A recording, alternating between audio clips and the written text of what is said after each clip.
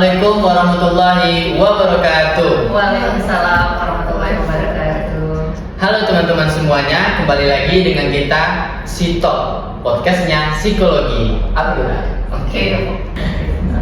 Jadi bersama kami di Himasi Universitas Abdullah, Psikologi Rumah kita.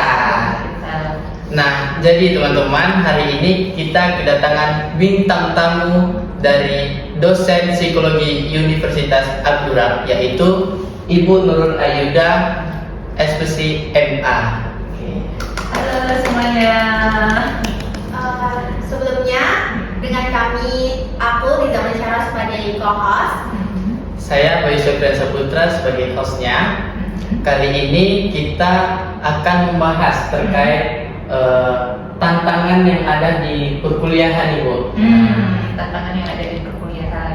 Mungkin sebelum kita masuk ke pembahasan, boleh kali Ibu menjelaskan sedikit kegiatan Ibu belakangan ini? Oke, ya. Assalamualaikum warahmatullahi wabarakatuh. Waalaikumsalam warahmatullahi wabarakatuh. Alhamdulillahirabbil alamin, bersyukur kepada Allah Subhanahu wa taala ya, akhirnya ya setelah ditunda gitu ya, akhirnya saya bisa sampai ke ruangan ini dan kemudian kita ketemu ya Bay Riza untuk melakukan podcast. Salawat kepada Rasulullah dengan mengucapkan Allahumma shalli ala sayyidina Muhammad wa ala sayyidina Muhammad.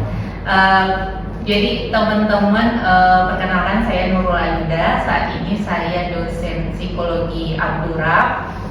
Bidang saya psikologi sosial, sama kemudian apa ya Bayu? Itu psikometri, statistik saya juga ya Bayu ya, sama metode juga saya. Sosial banget ya? Iya, sosial, psikometri saya yang ngajar di psikologi Abdurrahman, berkaitan dengan pengukuran dan metode. Kemudian saat ini saya itu selain dosen, saya juga wakil dekan Fakultas Psikologi dan Ilmu Sosial Politik. Kemudian saya juga aktif di kepala chief editornya Psikopolitan Jurnal. Kemudian mungkin juga di beberapa reviewer, beberapa jurnal nasional yang terakreditasi. Kemudian apa lagi ya? Kemudian saya juga gabung di beberapa komunitas. Jadi itu mungkin kegiatannya untuk saat ini, dan saat ini lagi jadi mahasiswa juga kayak Bayu. Jadi mahasiswa. Iya. Jadi mungkin tadi materinya apa tadi Bayu tentang tantangan di perkuliahan. Oh iya, tantangan di perkuliahan. Kayaknya saya juga merasakannya saat ini ya. Ya, ini sebenarnya sesi curhat sebenarnya, bukan podcast kayaknya ya. Sesi curhat ya. Ya, jadi sekarang lagi sedang S3 juga gitu. Oke. Berarti tadi Ibu tuh dosen sosial gitu, psikologi sosial, artinya Ibu sudah paham lah gitu kan, pakam lah tentang mahasiswa terkini gitu, terutama Ibu juga dosen dan juga sebagai mahasiswa gitu. Jadi boleh sedikit Ibu cerita bagaimana pandangan Ibu tentang tantangan dari mahasiswa ya.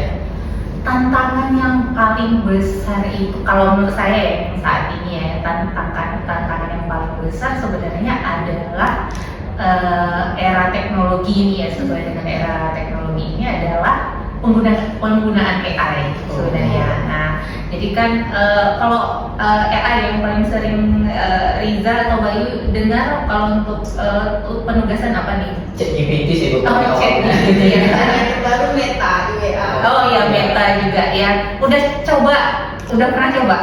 Sudah sih Bu, cuma untuk komunikasi dasar aja. Oh ya, nggak curhat kan, baik? Enggak.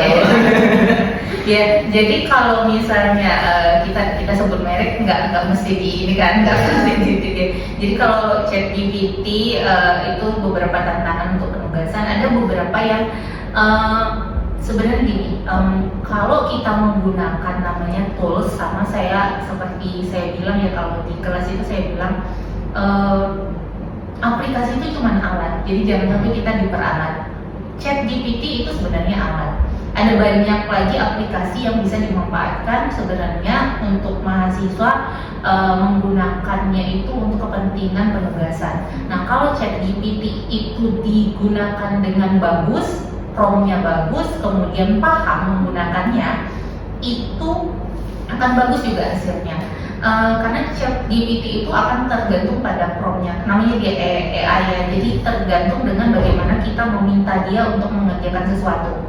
Nah masalahnya, ketika mahasiswa tidak paham membuat prompt, ketika mahasiswa tidak paham ya apa yang disampaikan, dia tidak paham bagaimana mengutarakan ide, menyampaikan ide atau gagasan untuk ChatGPT eksekusi untuk menjadi sesuai dengan penugasan yang dilakukan ya. Jadi kemudian dia tidak paham penggunaannya, dia tidak paham promptnya, hasilnya juga jadinya akhirnya dia nggak paham, maka kemudian akan mudah sekali menilai ini tugas, ini skripsi ChatGPT gitu. Bahkan ya banyak sekali ChatGPT itu saya pernah coba, jadi beberapa kali saya coba itu referensinya ngaco gitu. Referensinya ngaco, jadi hasilnya juga nggak benar gitu. Nah bayangkan itu terjadi ya baik sama orang yang mudah percaya sama gadget dan dia nggak paham sebenarnya dia ditipu. Dan dia akhirnya percaya sama AI daripada misalnya dosennya yang ngajarkan di kelas gitu kan. Sama seperti kayak gini, kamu lagi sidang terus ketika ditanya ini referensinya dari mana? Dari YouTube tutorial bla bla bla gitu ya. Tapi tidak ada bahan referensinya. Tidak ada dasarnya. Mau cek GPT atau YouTube atau sekarang lah normanya dari mana? Ayam beb aku mau yang kayak gini, normanya dari mana gitu ya. Normanya dari TikTok gitu ya. Normanya dari TikTok kan nggak gitu. Jadi referensinya itu harus jelas. Jadi penggunaan teknologi itu sebenarnya tantangan di satu sisi, tapi juga itu sebenarnya challenge buat kita bisa menjadi lebih up lagi. Kalau zaman saya nih, jadi ngomongnya kayak boomer ya, walaupun saya bukan boomer. Kalau zaman saya itu kalau kita nyari tugas itu memang harus ke perpustakaan, harus nyari wifi. Kalau mau pakai wifi itu malam-malam karena itu sinyalnya lebih bagus gitu kan. Nyari jurnal tidak akan semudah itu, tidak. Kalau sekarang pakai AI ya. Kalau saya paling suka itu pakai Skillspace. Jadi referensinya banyak, informasinya banyak, tapi itu malah jadi saking banyaknya informasi tidak dimanfaatkan untuk yang benar tadi, untuk AI tadi.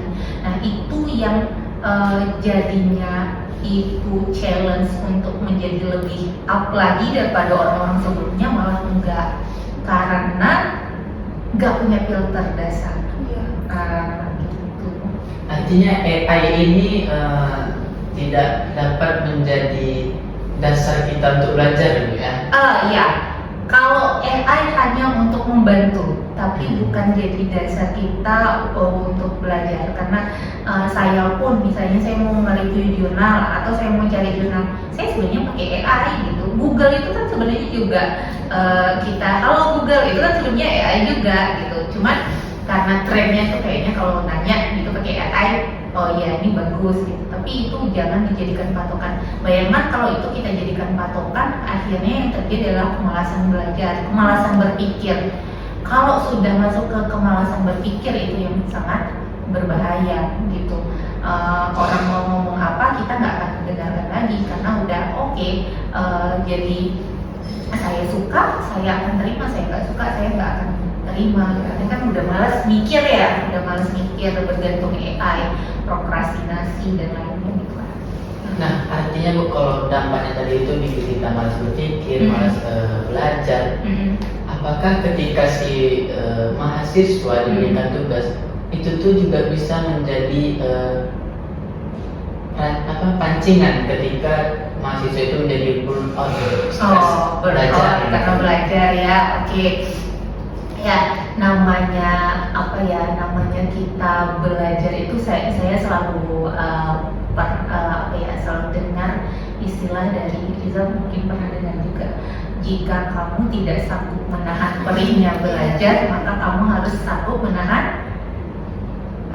Jika kamu tidak sanggup menahan lelahnya belajar, maka kamu harus sanggup menahan perihnya kebodohan, gitu ya. Jadi kayak kita bayangkan ya, kita dibego-begoin gitu ya, ya kita harus siap karena memang kita nggak belajar gitu kan.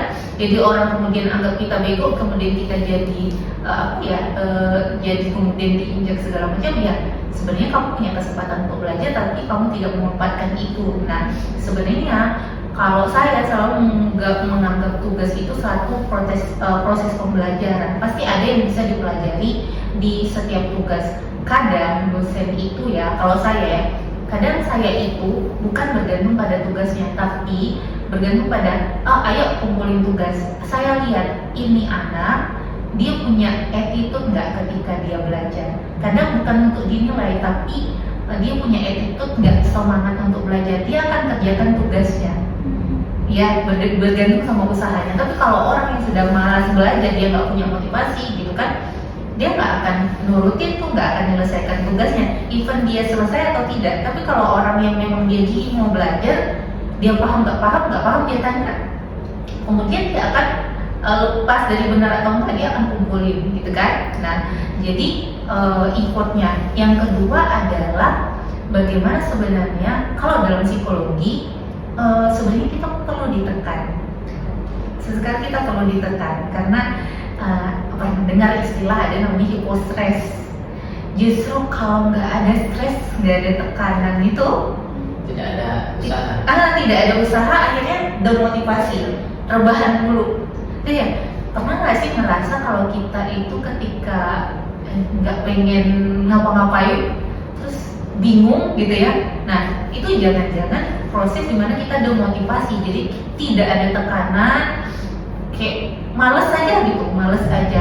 Nah, itu justru akan memicu kesepian, kemudian nanti stres yang lebih level up, bahkan sampai ke depresi. Itu secara risetnya. Jadi kalau nggak ada stres, itu juga bahaya. Juga bahaya. Iya, juga bahaya. Jadi tentu stres itu yang menggali kita untuk iya. segini gitu. Nah, kita kenal istilahnya adanya grow mindset. Jadi kalau misalnya ada ada masalah, kemudian gagal, kita coba lagi, kita belajar lagi. Jadi kalau nggak ada stres, nggak ada tugas gitu ya, kalau saya pikirnya malah nggak ada tekanan. Sementara tekanan itu malah challenging buat kita gitu.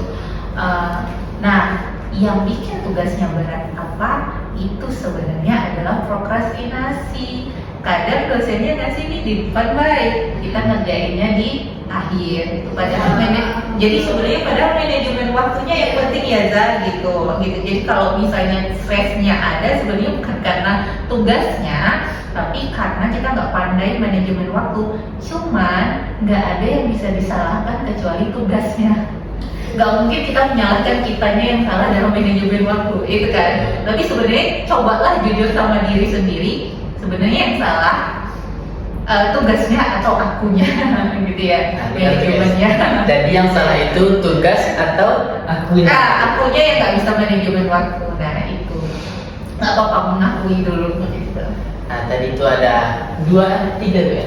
Apa itu? Yang pertama itu effortnya gitu. Iya. Effortnya. Terus yang kedua itu motivasi diri gitu.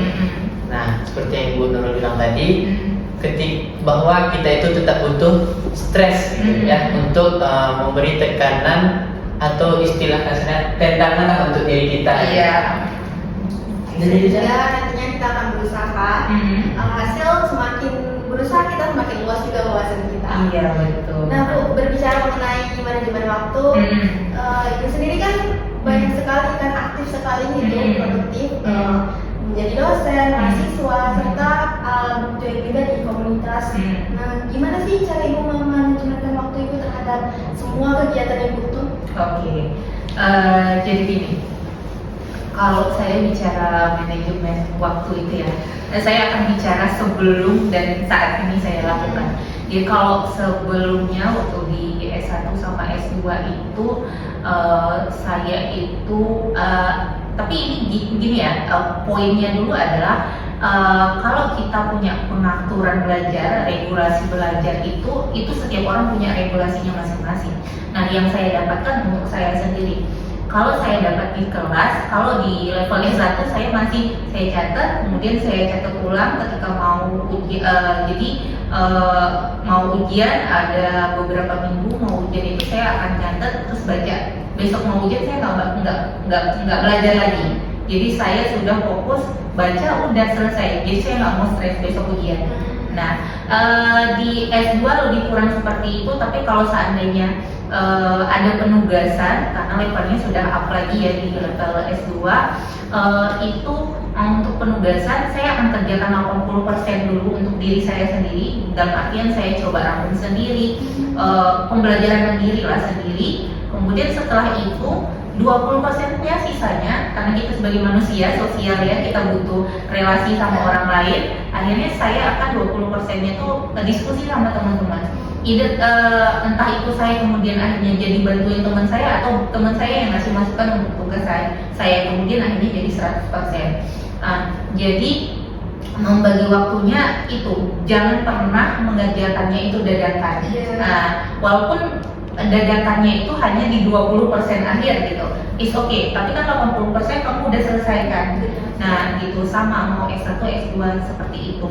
Nah kemudian kalau saya tipenya semakin saya banyak kegiatan, saya semakin akan mencari celah waktu luang apapun untuk belajar.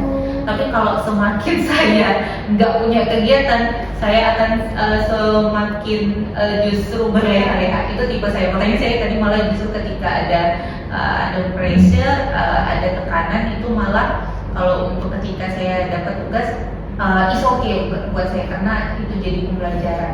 Cuman ya kadang ada namanya balansi kesalahan, istilahnya di sosial itu ada kesalahan pemahaman bahwa kita sanggup melakukan semuanya padahal enggak gitu ya. Itu yang saya harus katakan, mana tugas yang prioritas sama enggak. Nah kayak untuk aktivitas sekarang, terutama yang komunitas saja kan, kebetulan jadi koordinator di bagian konten sama kemudian di bagian beberapa profesi. Ada yang akhirnya saya ke teteran gitu, tapi ada yang saya bisa tetap jalan dengan saya sampaikan ke teman-teman komunitas, kapanpun kalian bisa balas gitu, karena kan kalau di komunitas kan kita tidak cuma pekerja ya, ada yang ibu rumah tangga, ada yang mahasiswa, ada yang, jadi kapanpun kalian balas kita balas. Pokoknya sistemnya kayak gini, Bayu sama Riza, Bayu nggak bisa backup maka Riza yang backup gitu. Jadi semua saya ciptakan, saya coba ciptakan gitu ya, komunitas kita, bukan saya yang menciptakannya, kita bersama akhirnya diskusi bahwa ini adalah komunitas bersama. Jadi waktu kita mungkin beda-beda, tapi kapanpun kita bisa sharing, kapanpun bisa baca nggak apa-apa, balas di saat itu gitu. Jadi memahamkan ke orang-orang bahwa waktu kita sama-sama terbatas. Jadi perlu juga dukungan dari rekan-rekan kita untuk manajemen waktunya kita. Jadi yang paling penting itu jangan terlalu mereka didekat. Iya, jangan sampai sistem kebut semalam. Iya benar, itu sangat tidak bagus. Ya satu lagi kayak gini. Mungkin regulasi belajar orang beda-beda, tapi saya percaya yang saya lakukan gini. Ketika saya mau belajar itu, saya lebih memilih tidur lebih awal, bangun lebih awal untuk saya bisa belajar dibanding saya begadang untuk saya belajar. Karena sistem tubuh kita itu kan hormonnya itu dari jam 11 ke bawah itu udah harus recovery ya. Jadi kalau saya bawa begadang, saya hanya merusak sel-sel tubuh saya untuk yang harusnya begadang jadinya nggak begadang, jadinya harus begadang gara-gara itu. Nah itu yang mungkin saya harus belajar lagi, karena tadi saya bilang baik saya kan mahasiswa. Nah di S3 ini malah saya jadinya begadang. Kalau sebelumnya saya nggak begadang gitu kan, tapi saya coba lagi pelan-pelan kembali ke masa S1, S2 itu malah subuh yang saya harusnya belajar. Kalau sekarang tuh memang karena itu tadi kita kerja pulangnya sore, kapan lagi mau belajarnya ya udah malam gitu. Sementara deadline beda, tekanan tugasnya S3 tuh beda. Tiba-tiba besok udah harus selesai. Nah itu beda sama S1. Memang mau tidak mau harus sistem kebut. Mau tidak mau hari ini dapat, besok udah harus selesai gitu. Berarti sangat mempengaruhi kualitas tidur ya Bu ya? Walaupun Iya, kita sudah betul. mencoba untuk manage waktu. Iya. Nah, dari segala tantangan yang ada nih Bu, bagaimana tips-tips Ibu nih untuk menghadapi tantangan tersebut dari segi pandang Ibu sebagai dosen dan juga sebagai mahasiswa sendiri? Oke. Menghadapi permasalahan belajar tadi ya Mbak ya. Ini dulu, saya yakin dan percaya bahwa ilmu itu adalah dikasih. Jadi ilmu itu adalah dikasih, jadi tidak datang dengan sendirinya walaupun dengan ada usaha. Maksudnya dikasih itu adalah dalam ilmu itu ada keberkahan. Jadi kalau misalnya kita mau dapat ilmu itu, maka kita tunjukkan usaha kita. Ikhtiar kita itu yang akan dilihat sama Allah, kemudian kita dikasih keberkahan ilmu. Informasi itu banyak, pengetahuan itu banyak. Kayak kalau kamu cuma butuh pengetahuan, sebenarnya kamu nggak perlu ke kampus. Kamu tinggal searching Google atau tanya ChatGPT atau Meta ya. Tapi yang kita perlukan itu kan adalah pendidikan. Pendidikan itu dapat dari mana? Baik dari kampus, dari sekolah, dari guru. Bayu saya komentari, baik kayak gini. Bayu terima atau enggak, itu bukan karena pengetahuan baru, tapi karena Bayu nerima itu sebagai pendidikan atau enggak. Sebelumnya Bayu dapat pendidikan bahwa mendengarkan guru itu tuh benar atau enggak. Jadi pendidikannya yang Bayu terima, bukan pengetahuannya saja. Jadi kalau kita sudah punya itu dulu, berarti kan niatnya akan terus nih untuk belajar, sehingga kemudian tantangan-tantangan lain akan jadi menyenangkan. Nah, kemudian ya itu tadi, buatlah akhirnya jadi pembelajaran itu menyenangkan. Saya ketemu orang yang beneran kalau dia baca buku itu, baca jurnal itu sampai muntah-muntah, beneran muntah-muntah gitu. Iya, bukan kayak beneran muntah gitu kan. Karena dosen saya, jurnal beneran. Tapi kalau kita kan suka ngelebay-lebaykan ya gitu, mau jurnal padahal enggak gitu. Nah ini dosen saya itu memang kayak gitu, dan saking dia sukanya baca gitu kan. Even kami itu lagi di momen gitu ya, di momen meeting gitu yang lagi ada kan biasanya closing meetingnya itu kan happy ya. Dia baca jurnal gitu kan. Terus apa ya? Jadi bagi dia menyenangkan. Ada juga yang kayak misalnya dosen saya itu kayak suka banget baca gitu ya, karena bagi dia dari mana saja aku akan dapat ilmu. Jadi belajar tuh kayak menyenangkan, dia yang nyari. Kan saya pakai Instagram sekarang ya, bahkan beliau tuh DM gitu, pengen lah diskusi sama ya saya yang saya cetek ini, sementara beliau udah doktoral atau apa gitu ya. Jadi kayak apa ya, down to earth, saking dia tuh pengen dapat ilmu dari siapa saja gitu. Nah, jadi karena dia menganggap belajar itu tadi menyenangkan gitu. Kemudian tipsnya lagi, kadang-kala yang saya bilang tadi, kadang-kala kita butuh stres gitu ya, sehingga kemudian apapun nanti tugasnya dan lainnya itu akan jadi challenging buat kita, bukan jadi beban. Dan kemudian jangan pernah menganggap ini nih ketika teman-teman mengalami kegagalan, dapat nilainya nggak bagus atau apa, jangan pernah anggap itu sebagai akhir gitu ya.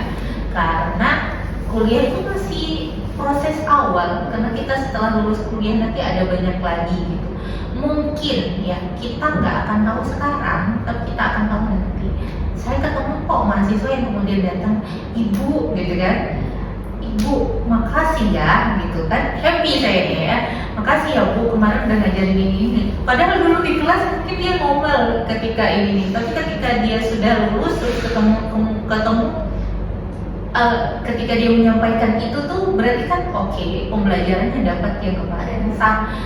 Jadi itu kita nggak pernah tahu nanti kapan kita bisa berterima kasih sama momen yang saat ini.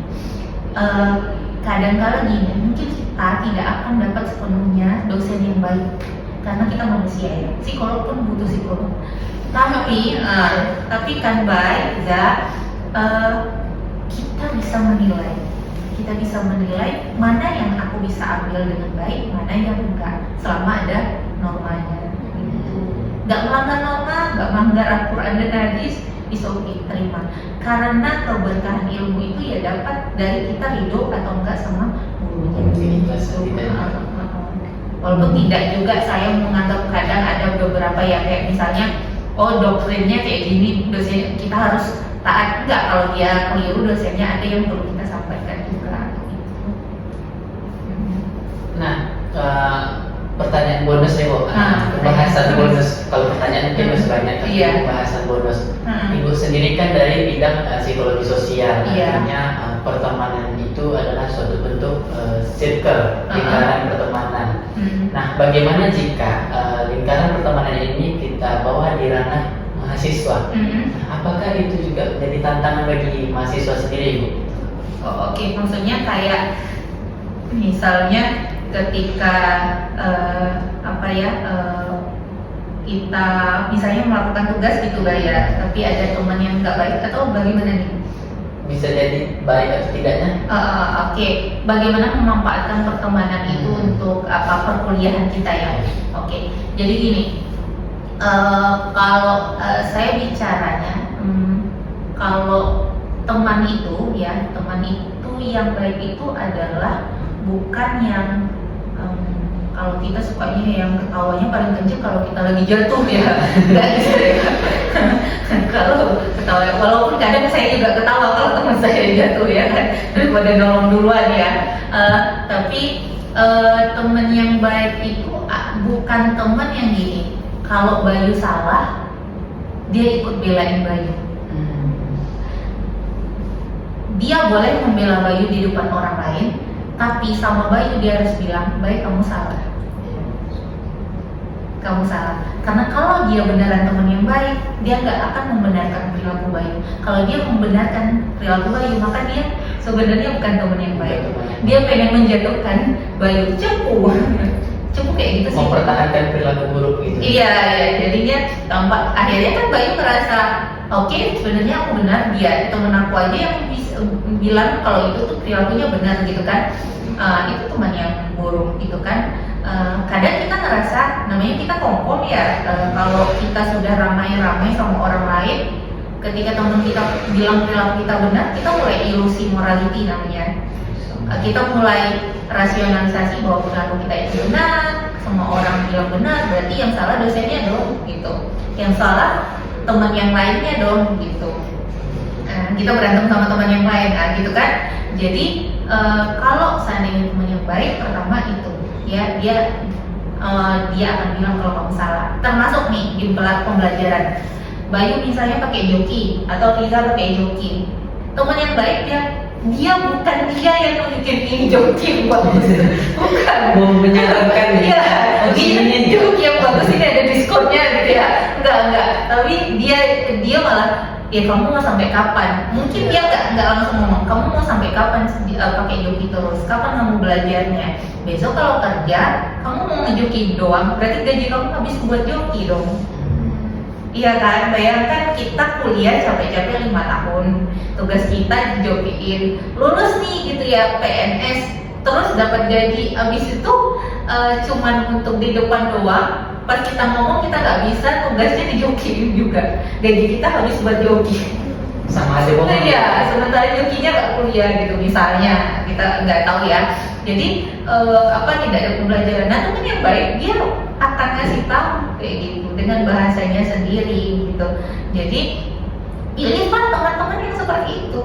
Pilihlah teman-teman yang seperti itu, yang justru agak sakit sih sebenarnya kadang ya, agak sakit.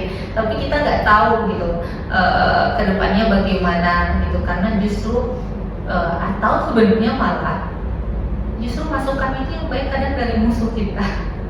Karena teman kita kadang tidak melihat itu ya kan gitu. Nah sampai untuk evaluasi itu penting.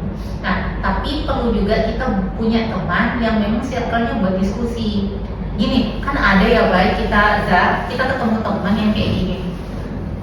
Kalau kita ngobrol gitu kayaknya kayak IQ kita bertambah gitu. Iya, maksudnya IQ kita bertambah dalam artian konteks pembicaraannya tuh berisi. Tapi ada yang kalau kita ngomong sama dia, kayaknya gosip aja. Kayaknya nyalahin orang aja, hoax aja gitu kan. Tapi nggak ada isinya gitu kan.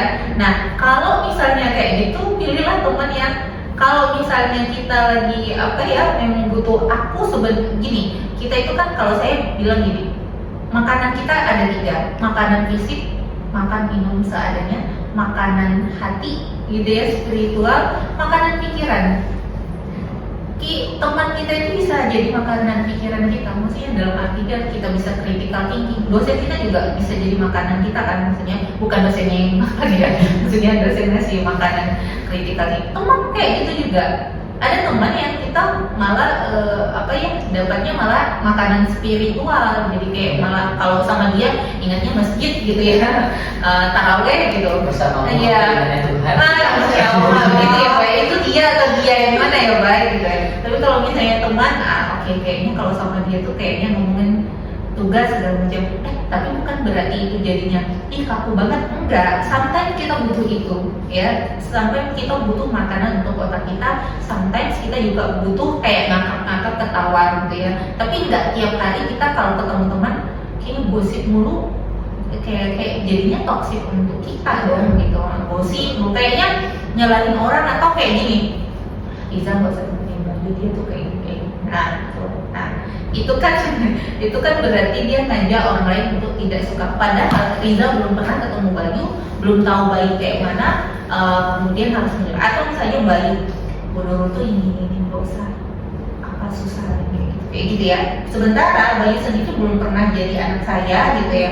Jangan pembimbingnya belum tahu bagaimana saya seperti itu gitu ya. Nah, teman-teman yang kayak gitu tuh harusnya bisa dihindari sih sebenarnya. Memberikan resepsi yang iya, karena kemudian kalau kita mau nugas, belajar, kemudian dapat yang kayak itu, masih tetap boleh berteman, jadikan pembelajaran, tapi mungkin tidak untuk teman yang dekat banget gitu. Nanti malah teman itu harusnya kalau bagi saya ya menyelesaikan masalah, bukan nambah masalah. Berarti sama contohnya kayak mahasiswa bimbingan Ibu. Aduh, bimbingan sama si dosen A ini bikin pusing gitu. Iya, lama. Jadi memberikan dampak negatif gitu. Iya. Untuk masalah bimbingan gitu, ke trigger sendiri gitu jadinya. Saya berapa kali, kalau saya di S1 di S2 ya, jadi kayak dapat dosen pembimbing yang kayak gini baik. Jadi kayak sudah ada omongan sebelumnya, jangan sama ibu itu, siap-siap lah gitu. Bakal lama sama ibu itu bisa sampai 2 tahun segala macam. Saya dapat itu misalnya dari kakak tingkat yang memang dia lama sama ibu gitu, dan saya enggak. Nah, gitu kan. Terus siap-siap S2 gitu kan sama prof, jangan sama siap-siap lah, bukan karena nggak bisa milih kan udah ke siap-siap lah sama bapak itu, nanti judulnya diganti dan bakal lama, nanti jadinya kuali, padahal bapak itu pakarnya kuali, saya kuali gitu kan. Ya udah, dan itu jadi kayak susah, nggak mau ketemu sama profnya. Terus kakak tingkat saya ngomong kayak gini, namanya Mbak Anita, sekarang dosen di Jakarta. Mbak Anita tuh bilang kayak gini, jangan pernah menyamakan apa yang terjadi pada orang lain dengan apa yang akan terjadi pada dirimu, karena bisa jadi beliau berkomentar seperti itu yang ngomong tadi gitu ya, nanti siap-siap judulnya diganti atau apa, bisa jadi itu karena pengalamannya dia nggak baik sama dosennya gitu. Sementara kita bisa jadi merespon berperilaku berbeda dari beliau, sehingga kemudian respon profnya juga beda. Dan saya lulus tercepat waktu itu di zaman itu gitu, dan nggak ganti judul sama sekali gitu. Jadi gimana ya, jadi jangan pernah kalau untuk yang kayak gitu jangan mudah percaya gitu, jangan mudah percaya sebelum kita membuktikan sendiri. Hati-hati boleh untuk jaga-jaga, tapi jangan mudah percaya gitu. Itu artinya stimulus pertemanan. Stimulus pertemanan. Apa kesimpulan yang Kak Riza dapatkan gitu? Kesimpulan yang dapat. Untuk yang pertama mungkin tadi Ibu bilang mengenai cara trik untuk dalam belajar itu, yang pertama itu stres itu jangan down, maksudnya itu dijadikan motivasi untuk berusaha ke depannya, sehingga dengan kita stres kita akan berusaha menambah relasi. Nah, yang kedua itu tadi ibunya juga bilang niat adalah hal yang penting, karena dengan niat kita akan berusaha apapun tantangan ke depannya, kita akan lebih ingin melalui hal tersebut dengan niat. Kemudian yang ketiga, down-nya kalau kita lagi down, kita tuh jangan betul-betul down sehingga tidak mau bangkit lagi.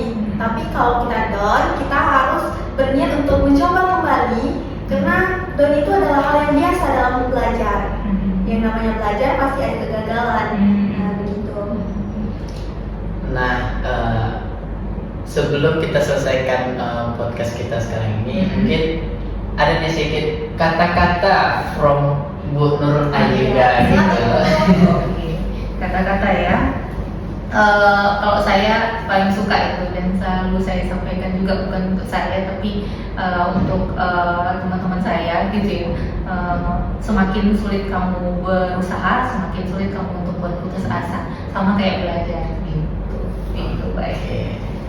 Nah, itu kata-kata hari ini dari Ibu kita Nurul Aida SMCMA.